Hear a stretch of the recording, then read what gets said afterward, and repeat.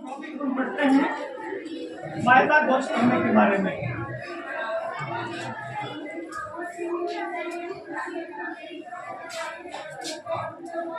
Pythagoras प्रमेय ये तकरीबन आपके 8वीं में भी था, 9th में भी है, 10th में भी है और आगे भी आपके ये आएगा। ये पाइथागोरस प्रमेय समकोण त्रिभुज की भुजाओं के संबंध के बारे में। ठीक है, समकोण त्रिभुज कैसा होता है पता है सभी को? जिसका एक कोण 90 डिग्री का हो उसको बोलते हैं समकोण त्रिभुज। समकोण त्रिभुज की एक भुजा होती है, एक कोण होता है 90 डिग्री का सबसे बड़ा कोण, और इसके सामने वाली भुजा को अपन बोलते हैं कर्ण। क्या बोलते हैं? कर्ण। ठीक है, अब इसमें दो भुजा है, वो एक आधार है एक लंब है। अब आधार कौन सा लंब कौन सा है ये भी ध्यान देना। ज्यादातर अपन इसको आधार लिखते हैं और इसको अपन लिखते हैं लंब। ठीक है, लेकिन ये त्रिकोणमिति में आ जाए, किसमें आ जाए? तो आपको लंब और आधार किस प्रकार आपको पता लगाना है। उसमें ये कोण है तो जो थीटा कोण होगा, कौन सा कोण? जैसे थीटा कोण यहाँ पर है तो ये सामने वाला ये लंब होगा त्रिकोणमिति में, और यदि ये थीटा कोण यहाँ पर है तो ये लंब होगा। ठीक है, और ये होगा आधार। अब इनकी तीनों भुजा है, आधार, लंब और कर्ण। इन तीनों में अपन को देखना है संबंध क्या है, तीन भुजाएं अपन कैसे ज्ञात करते हैं।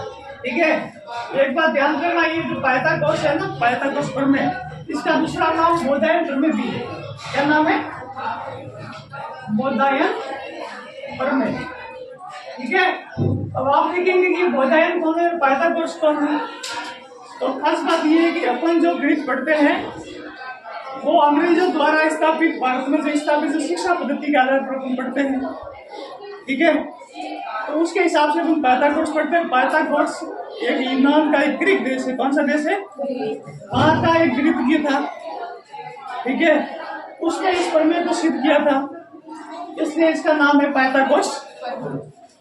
लेकिन बड़े ताज्जुब की बात यह है कि इससे भी कम से कम 1000 साल पूर्व एक भारतीय ऋषि हुए थे जिनका नाम था बोधायन। क्या था? अपन अभी वैज्ञानिक बोलते हैं, पहले जमाने में अपन के यहाँ ऋषि बोलते थे। ठीक है ना, वो जीवन के रहस्यों को सुलझाने के लिए ध्यान करते थे, एकांत करते थे और समाज के हितार्थ कुछ न कुछ काम करते थे। तो ये बोधायन है, उन्होंने इस पाइथागोरस से भी 1000 साल पहले इस प्रमेय को सिद्ध कर दिया था, इसलिए इसका दूसरा नाम है बोधायन प्रमेय। क्या नाम है? अब इसकी जो तीनों भुजा है, इन तीनों भुजा में संबंध क्या होता है? जो सबसे बड़ी भुजा है वो है आपके कर्ण। ठीक है, तो कर्ण का स्क्वायर, बाकी जो शेष दोनों भुजा है, आधार का स्क्वायर प्लस लंब का, ये आपस में संबंध है। सबसे बड़ी भुजा का वर्ग शेष दोनों भुजाओं के वर्गों के योग के। अब आपको कर्ण ज्ञात करना है। क्या ज्ञात करना है? तो इसका स्क्वायर आपको हटाना है, इसका स्क्वायर हटाएंगे तो यहाँ अंडर रूट आ जाएगा। क्या आ जाएगा? आधार का स्क्वायर प्लस। ठीक है भाई, अब आपको मान लो ज्ञात करना है आधार। क्या ज्ञात करना है? आधार। कर्ण के लिए प्लस करना है, बाकी के लिए आपको माइनस करना है। सबसे बड़ी भुजा को पहले लिखना है, जिसको हम बोलते हैं कर्ण माइनस लंब का स्क्वायर। ठीक है, इसका यदि स्क्वायर हटाएंगे तो आधार बराबर आएगा कर्ण स्क्वायर माइनस लंब का स्क्वायर का रूट कर देंगे। ठीक है, और मान लो आपको लंब ज्ञात करना है, तो लंब का स्क्वायर बराबर क्या होगा? कर्ण का स्क्वायर माइनस आधार का स्क्वायर। ठीक है, तो लंब बराबर क्या होगा? इसका अंडर रूट कर लो,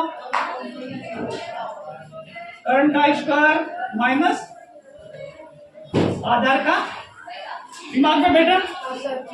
आपकी एक भुजा है इससे आपकी तीनों भुजा आप ज्ञात कर सकते हैं। ठीक है, कर्ण ज्ञात करना है तो ये, ठीक है, आधार ज्ञात करना है तो ये, लंब ज्ञात करना है तो ये। जब समकोण त्रिभुज की दो भुजा दी हुई और तीसरी भुजा ज्ञात करनी है तो ये सूत्र लगेगा।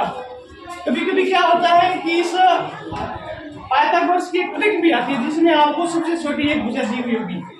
क्या दी हुई होगी? और आपको शेष दो भुजाएं ज्ञात करनी है। तो इसके लिए आप देखो, मिटा दो इसे। जैसे एक भुजा दी है पाइथागोरस की 3, कितनी दी है? आपको शेष दो भुजाएं ज्ञात करनी है। ठीक है, शेष दो भुजाएं। तो इसका सूत्र है, इसको अपन m बोलेंगे। दूसरे का सूत्र है m स्क्वायर माइनस 1/2 और तीसरी भुजा को ज्ञात करना है। ठीक है, अब ये है आपके 3, तो यहाँ 3 का स्क्वायर माइनस 1/2 और यहाँ 3 का स्क्वायर प्लस 1/2। 3 का स्क्वायर कितना होता है? 9 में से 1 गया, पीछे कितना रह गया?